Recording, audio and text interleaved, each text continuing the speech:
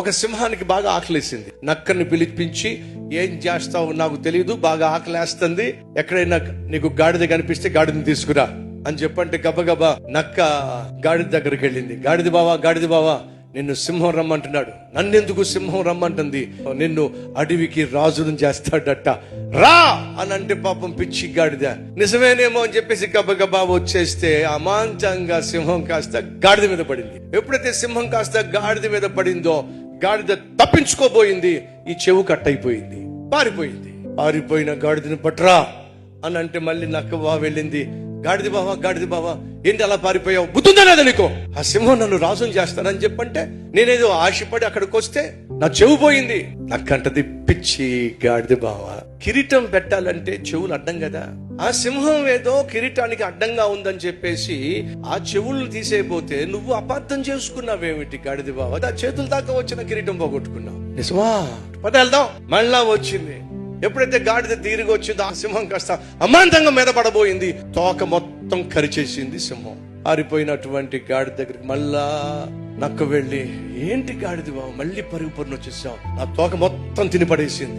నీకు అర్థం కావట్లా, సింహాసనం మీద కూర్చోవాలంటే తోక మీద కూర్చుంటావా? ఆ తోక కట్ చేస్తేనే కదా సింహాసనం మీద ప్రశాంతంగా కూర్చోగలిగింది. నిజమే కదా. మళ్ళా గాడిద వెళ్ళిందండి. ఒక్క దెబ్బతో గాడిదను సింహం చంపేసింది. సింహం చెప్పింది, నక్క ఆ గాడిదలో ఉన్నటువంటి గుండె, ఆ గాడిదలో ఉన్నటువంటి లివరు, ఆ గాడిదలో ఉన్నటువంటి కిడ్నీ, ఆ గాడిదలో ఉన్నటువంటి బ్రెయిన్ వేరు చేసిన పట్రా. ఇప్పుడు నక్క బ్రెయిన్ మాత్రం తినేసింది. ఇప్పుడు చక్కగా తీసుకొచ్చి తన ముందు అన్ని పెట్టింది. నక్క బ్రెయిన్ కనపట్టలేదేంటి?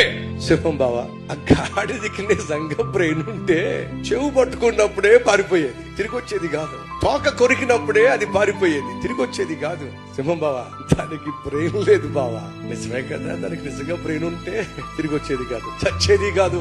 సహోదరులు జాగ్రత్తగా వినండి. మన ఆధ్యాత్మిక జీవితంలో అనవసరమైన ఆశలు పెట్టుకోకండి. సింహమే, గాడిదే మర్చిపోకూడదండి. మన స్థితికి మన గతికి మించిన ఆలోచనలు పెట్టుకొని ఒకవేళ ఆశలు పెట్టుకుంటే ఇలాంటి నక్కలు చాలా ఉన్నాయి సొసైటీలో. నీకున్న ఆశలను ఆసరాగా తీసుకొని, నీకున్న కోరికలను ఆసరాగా తీసుకొని నీ జీవితంతో ఆడేటటువంటి వాళ్ళు చాలా మంది ఉన్నారు. వాళ్ళు నీకు ఇచ్చే చావు సలహాలు తాత్కాలికంగా నిన్ను సంబరపరచొచ్చు, సంతృప్తి పరచొచ్చు, నిజమే అనిపించొచ్చు. గొంతెమ్మ కోరికల వల్ల, ధనాపేక్ష వల్ల నువ్వు కలిగి ఉన్న విలువైనటువంటి ఆత్మీయతను, రక్షణను, సాక్ష్యమును, సేవను, దేవునికి ఇచ్చిన కుటుంబాన్ని, బిడ్డలను చేతులలో పాడు చేసుకోమాడు.